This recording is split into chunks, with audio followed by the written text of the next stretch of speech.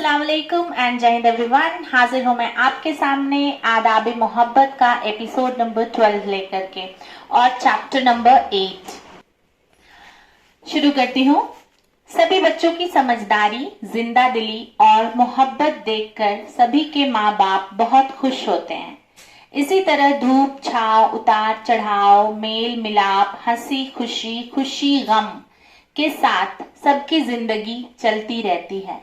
हम इंसानों को भी क्या चीज बनाया है ना ऊपर वाले ने। जब तक सब अच्छा चलता रहता है खुद में मगन रहते हैं, पर जैसे ही जिंदगी में मुश्किलें आती हैं हम मुश्किलों की वजह ढूंढने के बजाय फालतू नेगेटिव सोच को खुद पर हावी होने देते हैं।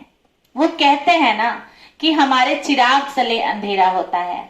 कमियां खुद में होती हैं और हम कमियां दूसरों में ढूंढने निकल पड़ते हैं। एक बात मुझे समझ में नहीं आती कि जब मुसीबत हमारी जिंदगी में आती है तो मीलों दूर बैठे लोग उसे समझकर सॉल्व कैसे कर सकते हैं। हमारी मुसीबत की इंटेंसिटी को कोई दूसरा कैसे समझ सकता है। हमारे रिश्ते में जो दरार आती है उसके जिम्मेदार हमारे पड़ोसी या रिश्तेदार कैसे होते हैं। यहीं पर हमारा व्यक्तित्व कमजोर पड़ता है। ये ठीक बिल्कुल उसी तरह है जैसे एग्जाम में जब टीचर कुछ सवालों को ऐसे ट्विस्ट करके देती है जिसका मतलब हम समझ नहीं पाते और उसके जगह कुछ और लिखकर आ जाते हैं, और जब मार्क्स हमें कम मिलते हैं तो हम कह देते हैं कि टीचर को ना जाने हमसे क्या दुश्मनी है, टीचर ने मुझे मार्क्स कम कर दिए।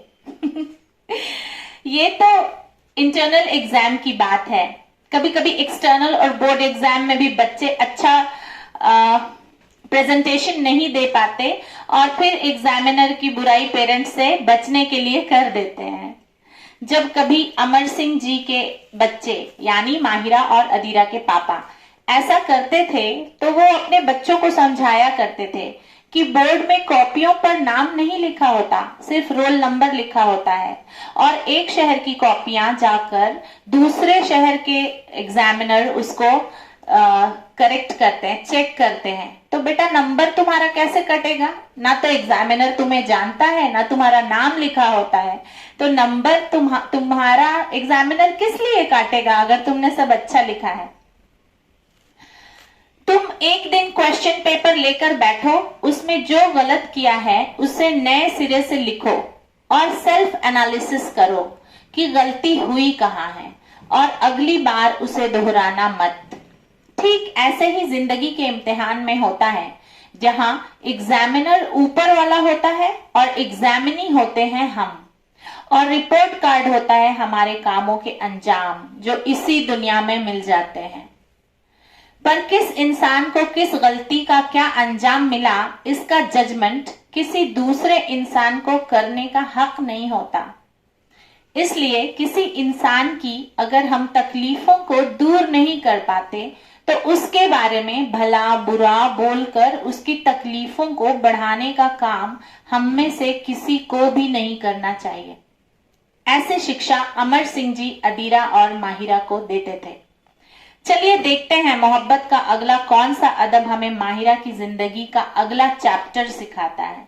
विवान के बर्थडे सेलिब्रेशन और नए साल का खुशगवार जश्न मनाकर जब माहिरा घर आकर अपना सामान अनपैक कर रही होती है तो वीर ने कहा कि मेरा भी सामान अनपैक कर देना माहिरा, मुझे कुछ जरूरी क्लाइंट्स को अभी अभी मिलने जाना है। घर में कहीं बाहर से आने के बाद थोड़ा काम बढ़ जाता है, इसलिए माहिरा जल्दी जल्दी गंदे कपड़ों को लॉन्ड्री में डालने लगी। अपनी हेल्प दीदी को खाना बनाने के लिए मेनू बताने लगी। साफ कपड़ों को वापस से अलमीरा में रखने लगी। अपने कपड़े रखने के बाद वो जैसे ही कपड़ों को रखने के लिए वीर की अलमारी खोलती है, कपड़ों की छेड़छाड़ से एक मिस यू का कार्ड निकलता है। चूंकि वीर का कोई भी फ्रेंड उसे कार्ड्स नहीं दिया करता था, इन 7 सालों में माहिरा ने कभी कोई कार्ड वीर को किसी ने दिया हो या वीर ने किसी को दिया हो ऐसा नहीं देखा था। तो क्यूरियोसिटी हुई कि ये कार्ड वीर को किसने दे दिया और इतना छुपा कर क्यों रखा हुआ है कपड़ों के बीचों में। इसलिए उसने बिना वीर से पूछे उसे खोलकर देख लिया। वो कार्ड वीर की किसी क्लाइंट ने उसे दिया था जिसका नाम वाशिका था। इस कार्ड को देखकर माहिरा को एक अजीब सा एहसास हुआ। यह एहसास उसे पहली बार हुआ था। वो समझ नहीं पा रही थी कि ये प्यार है, जेलसी है, गुस्सा है या कुछ और ही एहसास है। पर ये एहसास उसे तकलीफ दे रहा था, उसे इतना समझ में आ रहा था। वो रो पड़ती है। शायद शादी के बाद कभी कोई तकलीफ नहीं हुई उसे। वह सब कुछ बहुत कायदे से मैनेज करती थी, इसलिए ये एहसास बिल्कुल नया और चुभने वाला था। ऐसे एहसास कई लड़कियों और लड़के दोनों की आंखों में पानी ला देते हैं। वो कमरा बंद करके वॉशरूम में शावर खोलकर जोर जोर से रोने लगती है। वो नहीं चाहती थी कि ये सब मम्मी पापा को पता चले, सबको यही लगे कि मैं नहा रही हूँ। यह सोचकर उसने ऐसा किया। विवान के प्यार को वो भूल गई क्योंकि उस एहसास को रिश्ते की डोर ने बांधा नहीं था। पर वीर के लिए उसके दिल में जो प्यार हिलोरे मार रहा था, उसमें इस कार्ड ने भूचाल मचा दिया था। कहते हैं जब जिंदगी इम्तिहान लेने लगे तो चुपचाप सहनशीलता से उसे दे देना चाहिए। शोर मचाने से सभी को पता चलता है कि पेपर के बहुत सारे सवाल हमें नहीं आ रहे हैं। लोगों को मौका मिलेगा बोलने का। इससे हमारी गुत्थियां सुलझेंगी नहीं, बल्कि सबकी अलग अलग बातों को सुनकर हम कंफ्यूज हो जाते हैं। और परेशानी क्या, उपाय क्या, तो परेशानी सॉल्व होने के बजाय और बढ़ जाती है या ज्यों की त्यों ही रह जाती है। ये जिंदगी का इम्तिहान स्कूल के इम्तिहान से इसी मायने में अलग होता है। स्कूल में हमारे पेपर सेट हमारे किसी फ्रेंड से मैच हो सकते हैं, पर जिंदगी का इम्तिहान हर के लिए बिल्कुल अलग पेपर सेट लेकर आता है। हो भी क्यों ना, इसका पेपर सेट जो ऊपर वाला करता है। इसकी और एक वजह हो सकती है कि हर इंसान अपनी मुश्किलों को सॉल्व करने के तरीके में भी तो एक दूसरे से बिल्कुल अलग होता है। इन सब चीजों को ध्यान में रखकर माहिरा ने ये बात घर में किसी से भी नहीं बताई। जब शाम को वीर घर वापस आता है, माहिरा के चेहरे का नूर उड़ा हुआ देखकर परेशान हो जाता है। उससे पूछता है, माही क्या हुआ, तुम्हारी तबीयत तो ठीक है? ऐसा उदास चेहरा क्यों है? पिछले 7 सालों में इतनी अच्छी तरह से तुमने घर बाहर सब संभाला, अब लोग तुम्हारी तारीफ करते हैं, आज क्या हुआ तुम्हें?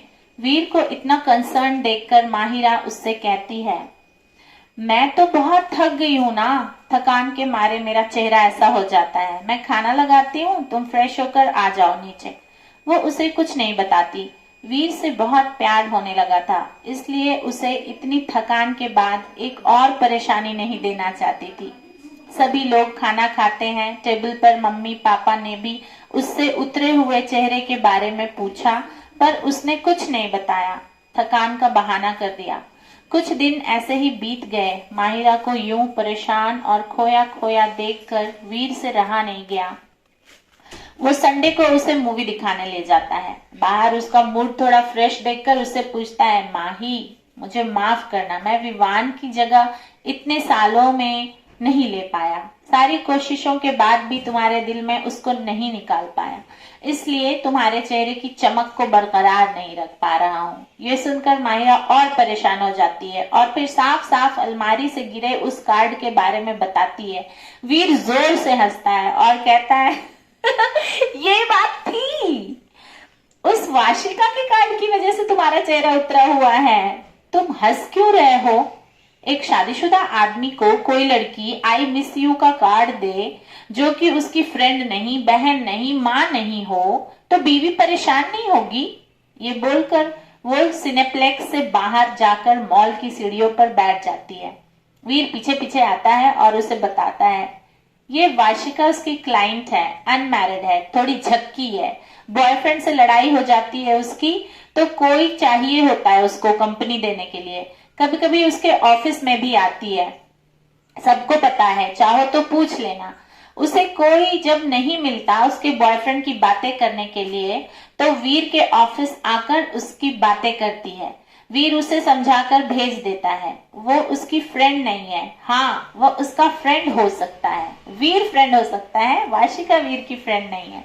ऐसा भी होता है, कई बार हम सामने वाले को अपना फ्रेंड समझ के अपनी सब बात बता देते हैं। वो बहुत कैजुअली सारी बातें सुनता है या सुनती है, लेकिन हम उसको अपना बेस्ट फ्रेंड समझ के बोलते होते हैं, लेकिन हर फ्रेंड बेस्ट फ्रेंड नहीं होता। तो आप सोच समझ के अपनी कोई भी बात किसी भी फ्रेंड के सामने बोलें। और यहाँ पे मैं एक मॉरल वैल्यूज बताऊंगी कि लोग मुझसे पूछते हैं कि जब तुम्हारी लाइफ में कुछ बहुत ज्यादा पंगा होता है तो तुम जाके अपनी फ्रेंड्स के सामने रोती क्यों नहीं। तो मैं उनको एक ही बात कहती हूँ कि फ्रेंड्स जो होता है ना, वो हमारा पॉजिटिव बैंक होता है। जब भी हमारी जिंदगी में कभी पॉजिटिविटी की कमी पड़ती है तो हम उसको देखकर खुश हो जाते हैं। तो हम अपने पॉजिटिव बैंक में नेगेटिव इमोशंस कैसे भर सकते हैं? अगर हमें अपनी फ्रेंड्स की इतनी सी भी परवाह है तो हम अपने नेगेटिव थॉट्स उसके माइंड में नहीं भरेंगे, क्योंकि नेगेटिव थॉट्स का इलाज सिर्फ हमारे पास होता है। जब हम चाहेंगे तभी हमारे दिमाग के नेगेटिव थॉट्स जाएंगे। इसको एक फ्रेंड को बोलो, दूसरे फ्रेंड को बोलो, तीसरे फ्रेंड को बोलो, चौथे फ्रेंड को बोलो, तो वो चीजें और रिपीटेडली काम करने लगती हैं। जितना हमें भूलना है उससे ज्यादा हम उसको और मजबूत करते जाते हैं। तो अगर आपकी लाइफ में कुछ ऐसा हो रहा है जो आपको लगता है कि ये सही नहीं है, तो जो कर रहा है उससे डायरेक्ट बोलिए। और अगर आप उससे नहीं बोल सकते हैं तो उसको आप चार इंसान से बोल के सॉल्व नहीं कर सकते। आप सिर्फ अपनी प्रॉब्लम को स्प्रेड कर रहे हैं सोशल लेवल पे, आप उसको सॉल्व नहीं कर रहे हैं। तो आप बैठकर पहले ये सोचना है कि हमें इस प्रॉब्लम को सॉल्व करना है या इसको सोशल लेवल पे सिर्फ फैलाना है। अगर फैलाना ही आपका मकसद है फिर तो आप फैलाते रहिए, सॉल्व नहीं होगी ये प्रॉब्लम। तो देखिए, अगर एक प्रॉब्लम को आपने फैला दिया है पूरे समाज में तो समाज हमारा प्रॉब्लम्स का जड़ बन जाएगा, वो सॉल्यूशन नहीं दे पाएगा। सॉल्यूशंस ढूंढने हैं हमें अगर लाइफ में कोई प्रॉब्लम आती है तो ये चैप्टर ये सिखाता है। आगे पढ़ती हूं। वीर उसे समझाकर भेज देता है। वो उसकी फ्रेंड नहीं है, हाँ वो उसका फ्रेंड हो सकता है, इसलिए वो अपने दिल का हाल उससे कहने आ जाती है। एक दिन जब वो मीटिंग के सिलसिले में बैंगलोर गया था तो ऑफिस में आकर वार्षिका वो कार्ड रिसेप्शन पर दे गई थी। जब वो वापस आया तो वो कार्ड उसे रिसेप्शन पर मिला। उसने कार्ड खोला तो उसमें मिस यू लिखा हुआ था। ये देखकर उसको फोन किया तो पता चला उसके बॉयफ्रेंड से उसका ब्रेकअप हो गया था। उसका दुखड़ा रोने के लिए उसे वीर से मिलना था और वो कार्ड इसलिए उसने वीर को के ऑफिस में दे दिया क्योंकि उस सिचुएशन में जब उसे वीर की जरूरत थी अपनी बातों को कहने के लिए, शेयर करने के लिए, तो वीर मिला नहीं, तो उसने मिस यू का कार्ड रिसेप्शन पे दे दिया। यह सब सुनकर माहिरा को और गुस्सा आया। उसने कहा, मेरे लिए तुम्हारे पास टाइम नहीं और दूसरी लड़कियों के लिए वक्त निकालकर दुखड़ा सुनने का टाइम तुम्हारे पास है। उसने आगे झट से बोला, अगले संडे मैं बिजी हूँ, मुझे भी बैंक का एक क्लाइंट बुला रहा है कुछ डिस्कस करने के लिए रेस्टोरेंट में। मैं कब से टाल रही हूँ ये सोचकर कि तुम्हें बुरा लगेगा, पर जब तुम इतने मॉडर्न ख्यालों के हो तो मैं उससे मिल ही आती हूँ अगले वीक। ये सुनकर वीर को अटपटा लगा। उसने कहा, माही, लड़कों को लड़कियों से फ्री होने में टाइम नहीं लगता, पर लड़कियां किसी के साथ भी कंफर्टेबल होने से झिझकती है ना। तुम ऐसे कैसे अपने उसके साथ रेस्टोरेंट में जा सकती हो। ये सुनकर माहिरा बहुत शांत स्वभाव से जवाब देती है, वीर, भारत में जेंडर डिस्क्रिमिनेशन खत्म हुए ऑन पेपर सालों हो गए और तुम वहीं अटके हुए हो कि मर्दों को ऐसा लगता है, औरतों को ऐसा लगता है। निकलो अपने खुद के बनाए हुए जेंडर डिस्क्रिमिनेशन के जाल से। खोलो अपना दिमाग और आंखें भी खोलो। कब तक अपनी फैसिलिटी के लिए जेंडर इक्वालिटी को नकारोगे। मुझे यहां पर मैं एक चीज क्लियर करूंगी कि जेंडर इक्वालिटी का जो कॉन्सेप्ट है वो इसलिए है कि बहुत सारी चीजें जो समाज में लड़कियां कर सकती हैं वो लड़के भी कर सकते हैं। जैसे एजुकेशन के लिए इक्वालिटी है। जैसे कि आप अपना करियर चुनने के लिए आपको इक्वालिटी है, लेकिन करियर चुनने के टाइम भी आपको थोड़ा जेंडर ध्यान में रखना पड़ता है। अब हम इसे जेंडर डिस्क्रिमिनेशन नहीं कहते, इसको हम नेचुरल जेंडर पावर कहते हैं। जैसे अगर कोई लड़की ये कहे कि मुझे मेल क्रिकेट टीम में जाना है तो यहाँ पे वो नहीं जा सकती है। हाँ, जब वहां पे मेल और फीमेल दोनों का की टीम बनती है, दोनों टीम्स खेलते हैं आपस में, तब वहां पे फीमेल जा सकती है। लेकिन मेल वर्सेस फीमेल का मैच जो है वो मना किया जाता है। क्यों? क्योंकि physical strength by nature male की ज्यादा होती है। ये मैं नहीं कह रही हूं, ये बायोलॉजी में पढ़ाया जाता है। उनके मसल्स काउंट ज्यादा होते हैं, उनकी बोन डेंसिटी ज्यादा होती है। आपको अगर इस फैक्ट पे थोड़ा सा भी डाउट है तो आप गूगल कर लीजिए या बायोलॉजी की कोई भी बुक पढ़ लीजिए। मुझे ये बात मैंने तब पढ़ी जब मैं बायोलॉजी पढ़ रही थी, और रिफ्रेश मुझे तब हुई जब मैंने इंदिरा में बच्चों को नंबर ऑफ मसल्स पढ़ाया। तो मैंने देखा कि मसल काउंट भी फीमेल के कम होते हैं। इतना डिटेल में हमें यूपी बोर्ड में नहीं पढ़ाया गया था, लेकिन एक्सीड की जो बुक है, एक्सीड फाउंडेशन एक इंडिया के बहुत अच्छे आईआईटीएन हैं जिन्होंने अपनी जॉब छोड़ करके ये बुक का कंपनी खोला है, और इसकी जो फ्रेंचाइजी लेता है उसी स्कूल में ये बुक चलती है सिर्फ। तो बहुत 28 या 29 मैंने देखा था पिछले रिकॉर्ड में, अभी मुझे रीसेंट रिकॉर्ड पता नहीं है। तो एक्सीड की बुक्स जिस स्कूल में चलती है वहां पे बहुत सारी माइन्यूट डिटेल्स पढ़ाई जाती है प्राइमरी लेवल पे, जिससे बच्चों को बहुत सारे डाउट क्लियर होते हैं। तो उन डाउट को क्लियर करते करते अपने स्टूडेंट्स के मैंने सीखा था कि ये सुना था बचपन से मैंने कि औरतें वीक होती हैं फिजिकली, लेकिन कहाँ पे वीक होती हैं वहां पे ये बुक एक्सप्लेन कर देती है। मसल्स काउंट, बोन डेंसिटी, ये सब में फीमेल वीक होती हैं। तो मैं आपको बताती हूँ कि जेंडर डिस्क्रिमिनेशन जो टर्म है वो थोड़ा कॉम्प्लेक्स है, उस पर थोड़ा रिसर्च करके तब हम इसको समझ सकते हैं। तो खोलो अपना दिमाग और आंखें भी। कब तक अपनी फैसिलिटी के लिए जेंडर इक्वालिटी को नकारोगे वीर? मुझे तुमसे ये उम्मीद नहीं थी। इतने पढ़े लिखे सुलझे हुए इंसान को ऐसी सोच सूट नहीं करती। जिस तरह तुम एक अजनबी लड़की से कैजुअली बात करने में नहीं झिझकते, मुझे भी कोई झिझक नहीं होती। मैं कोएड में पढ़ी लिखी हूँ, इंडिपेंडेंट हूँ, सेल्फ डिपेंडेंट, फाइनेंशियली डिपेंडेंट हूँ, जो अपने अच्छे बुरे सही गलत का फैसला ले सकती है। मैं तुम्हारी अर्धांगिनी हूँ वीर। जब तुम्हें पूरा कर सकती हूँ तो अपनी लाइफ का डिसीजन भी ले सकती हूँ। डिसीजन लेने का मुझे पूरा हक हमारे संविधान ने दिया है। ये सब सुनकर वीर थोड़ा बुरा मान जाता है और कहता है, फिर जाओ मिलने उससे, मुझसे पूछने की जरूरत ही क्या थी? मायरा बताती है कि वो पूछ नहीं रही है, बता रही है कि हर शादीशुदा जोड़े की एक मर्यादा होती है।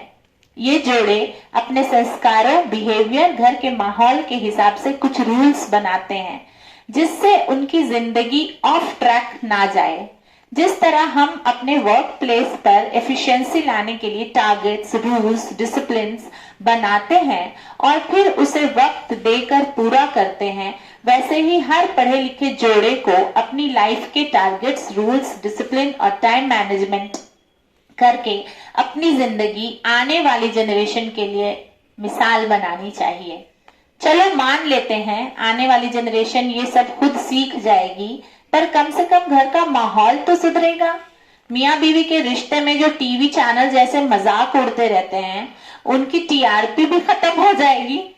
हमारे तो हैं नहीं अभी, पर पड़ोसी के ही बच्चे एक अच्छे कपल को देखकर शादी के नाम से कम नफरत तो नहीं करेंगे। जब हर घर का माहौल सुधरेगा तो ही धीरे धीरे हमारे देश का माहौल सुधरेगा वीर। तुम इसलिए तो अमेरिका नहीं गए ना कि हमारे देश की पर कैपिटा इनकम बढ़ेगी तो देश की तरक्की में तुम्हारा फर्ज पूरा होगा, और देश की सामाजिक तरक्की वो भी तो जरूरी है ना। ये वो सब पूछती है वीर से। इस पर वीर कहता है, हमारे देश की जो सोच है इन सब मामलों में वो हम अकेले नहीं बदल सकते माही। तुम्हारा दूसरे मर्दों से मिलना, बात करना मऊ के लोगों को हजम नहीं होगा। वो सब सवाल उठाएंगे कि तुम किस रिश्ते से गैर मर्दों से बात करती हो, तो तुम क्या कहोगी? माहिरा बिंदास कहती है, मैं कुछ नहीं कहूंगी वीर। अगर तुम्हें मुझ पर और हमारी शादी के गठबंधन पर यकीन है तो तुम अपने सारे इस तरह के फ्रेंड्स और रिश्तेदारों को समझा लेना। इन सब रिश्तों के साथ हमें इंसानियत का रिश्ता भी निभाना होता है। अगर कोई मर्द, बेटा, भाई, पति, दोस्त नहीं है तो वो एक इंसान भी होता है। इंसानियत का रिश्ता निभाने के लिए भगवान ने राम जी को बनाया था तो शबरी को भी तो बनाया था। वो पूछती है कि राम जी का तो शबरी से कोई रिश्ता नहीं था, लेकिन शबरी के बेर उन्होंने खाए थे ना। तो इंसानियत के लेवल पे अगर हम किसी गैर मर्द और किसी गैर औरत से बात करने जा रहे हैं तब तो बात कोई प्रॉब्लम नहीं है, लेकिन वहां पे एकदम माइंड कंफर्म होना चाहिए कि हम यहाँ पे उनको सिर्फ हेल्प करने के मोटिव से आए हैं, वो किसी अलग प्रॉब्लम में ना फंस जाए, इसका ध्यान रखना है।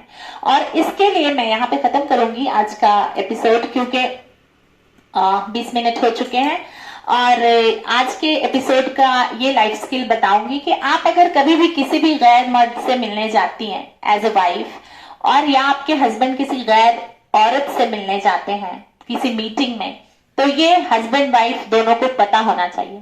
और जब पता होता है तो आप किसी भी ऐसी सिचुएशन में फंसेंगे तो दोनों एक दूसरे को सपोर्ट करते हैं। लेकिन अगर आप छुपा करके मिलने जाते हैं और गलती से उस सामने वाले ने आपके ऊपर कुछ भी ऐसा इल्जाम लगा दिया, तो फिर आपके ऊपर फेद रखना थोड़ा मुश्किल हो जाता है। तो ये नए जो शादीशुदा जोड़े हैं उनके लिए मेरा ये कहना है कि अगर आप ऑफिस मीटिंग में जाते हैं तो आप अपनी बीवी से जरूर शेयर करिए। और अगर बीवी जाती है अपने ऑफिशियल मीटिंग में किसी ऐसे मेल के साथ रेस्टोरेंट में, बहुत सारी जनरल मैनेजर लोग की मीटिंग रेस्टोरेंट में भी होती है, तो कोई प्रॉब्लम नहीं है। वहां पे सीसीटीवी कैमरा लगा होता है और बहुत सारी सिक्योरिटी होती है, ऐसा कुछ होने का चांस नहीं है। लेकिन अपने पार्टनर को बता के जाया कीजिए। हो सकता है कि कभी कुछ ऐसा हो जो वो आपको किसी सोशल क्राइम में इन्वॉल्व कर दे। तो किसी का इतना भी भरोसा ठीक नहीं है कि आप अपनी बीवी और अपने शौहर पे भरोसा कम कर दे रहे हैं दूसरे का भरोसा बनाने के लिए, तो फिर रिश्ते में उलझने आती हैं। तो अपने रिश्ते को इन सब मॉडर्न तरीकों के जो झमेले हैं उनसे बचाते रहिए और एक दूसरे पे यकीन रखे रहिए। रिश्तों का पहला रूल है यकीन, दूसरा रूल है सच्चाई। ये दो चीजें नहीं छोड़ेंगे तो रिश्ता नहीं टूटेगा। और मेरी ब्लेसिंग के साथ मुझसे जुड़े रहिए मेरे चैनल बिना बटन के रेडियो पे। तब तक के लिए जीते रहिए, आबाद रहिए। जय हिंद।